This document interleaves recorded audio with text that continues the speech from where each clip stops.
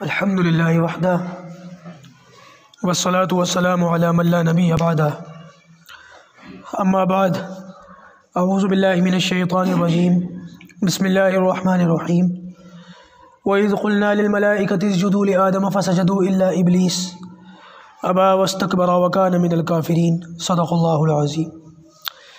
یہ سورۃ البقرہ کی آیت نمبر 24 ہے۔ آدم علیہ السلام کے تعلق سے بات چل رہی ہے۔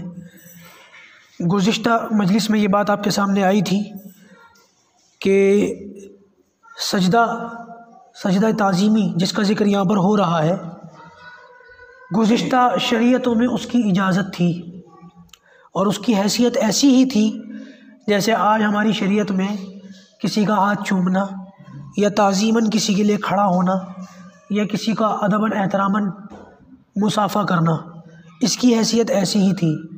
لیکن آج شریعت محمدی کے اندر اللہ پاک نے اس کو بالکل ہی ختم فرما دیا اور بددست بوزی یا مصافحہ کرنا ان چیزوں کو باقی رکھا۔ دیکھیں، یہ بات یاد رکھیں کہ ایک تو ہوتی ہے عبادت، یعنی کہ اللہ کے علاوہ کسی اور کو اس نیت سے سجدہ کرنا کہ یہ خدا ہے، یہ شرک ہے اور یہ کفر ہے، اور ظاہر سی بات ہے یہ تو کبھی جائز ہو نہیں سکتا، کبھی اس کی اجازت نہیں ہو سکتی۔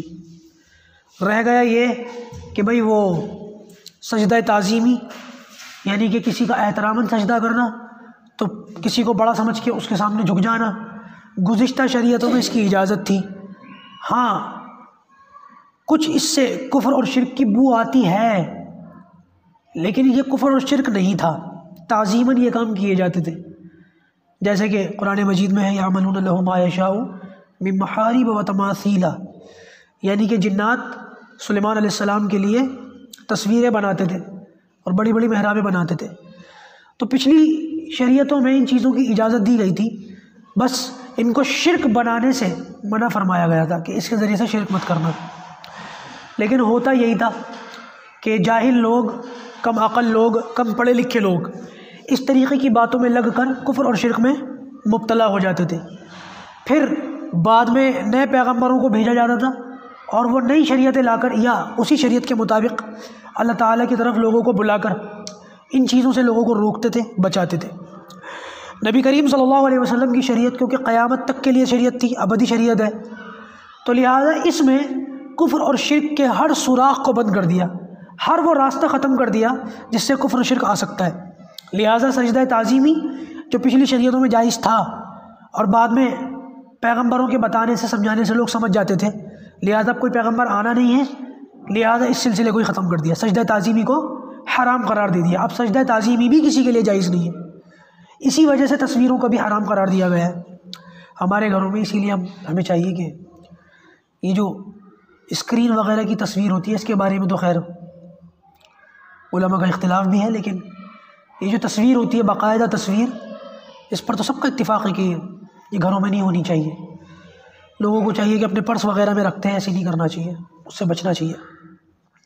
تو یہی وجہ تھی کہ اللہ تعالیٰ نے ان ساری چیزوں کو اس شریعت کے اندر حرام قرار دے دیا۔ آپ دیکھیں کہ جس وقت میں غیر قومیں اپنے خداؤں کو پوجتی ہیں، اس وقت میں اللہ تعالیٰ کی عبادت بھی منع ہے، یعنی کہ جب سورج نکلتا ہے یا سورج ڈوبتا ہے، یہ دو وقت ایسے ہیں کہ سورج کو پوجنے والے، سورج کی عبادت کرنے والے اس وقت سورج کی عبادت کرتے ہیں۔ تو ہمیں یہ حکم دیا گیا کہ جس وقت میں سورج کو پوجنے والے اس کو سجدہ کرتے ہیں، اس وقت میں تم اللہ تعالیٰ کو بھی سجدہ مت کرو۔ کیوں؟ اس لیے کہ دیکھنے والوں کو یہ محسوس نہ ہو کہ ایک ہی سا کام ہو رہا ہے، یہ ایک ہی عمل ہو رہا ہے۔ دیکھنے والوں کو یہ محسوس نہ ہو کہ یہ سورج کو سجدہ کر رہے ہیں اور یہ اپنے رب کو سجدہ کر رہے ہیں، تو دیکھنے والا یہ کنفیوز ہو جائے سجدہ سورج کو ہی ہو رہا ہے، شاید سارے کے سارے لوگ ایک ہی چیز کی عبادت کر رہے ہیں۔ آپ دیکھیں کتنا اللہ تعالیٰ نے اس میں ہمارے لیے، یعنی کہ اللہ تعالیٰ تو ایسی ذات ہے کہ اگر بندہ پیدا ہونے سے لے کے مرتے دم تک اللہ تعالیٰ کے سجدے میں پڑا رہے 24 گھنٹے، تب بھی اس کا حق ادا نہیں کر سکتا۔ لیکن مشابہت سے بچانے کے لیے اللہ تعالیٰ نے کچھ وقت ایسے رکھ دیے کہ اس میں مجھے بھی عبادت، میری بھی عبادت نہ کرو، مجھے بھی سجدہ نہ کرو۔ حیرانگی ہوتی ہے ایسے احکام دیکھ کر۔ آپ دیکھیں کہ ایک روایت کے اندر اللہ کے رسول صلی اللہ علیہ وسلم نے فرمایا کہ آقاؤں کو چاہیے کہ اپنے غلاموں کو عبد کہہ کر نہ پکاریں، اور غلاموں کو چاہیے کہ اپنے آقاؤں کو خدا کہہ کر کے نہ پکاریں۔ حالانکہ آپ لغوی طور پر ان کے معنی دیکھیں گے نا تو پھر وہ نہیں بنتے جس چیز سے روکا گیا ہے، لیکن کسی بھی طریقے سے ذرا سی بھی ذرہ برابر بھی شرک کی کوئی شروعات نہ ہو جائے، کوئی چنگاری نہ بھڑک جائے، لہٰذا ان چیزوں سے بھی روک دیا گیا، بالکل ختم کر دیا گیا۔ تو خلاصہ کلام یہ نکلا کہ یہاں پر جس سجدے کی بات ہو رہی ہے وہ سجدہ تعظیمی ہے، اور آدم علیہ السلام سے لے کے حضرت عیسیٰ علیہ السلام کی شریعتوں تک سجدہ تعظیمی جائز تھا۔ لوگ نہ جاننے کی وجہ سے غلطی میں مبتلا ہو جاتے تھے، لیکن پیغمبر آن کے سمجھا دیا کرتے تھے۔ نبی کریم صلی اللہ علیہ وسلم کے بعد کوئی پیغمبر آنا نہیں تھا، لہٰذا اس رستے کو بھی ہمیشہ کے لیے بند کر دیا کہ کفر کا شائبہ تک نہ ہو۔ انشاءاللہ اس آگے کی بات کل عرض کی جائے گی۔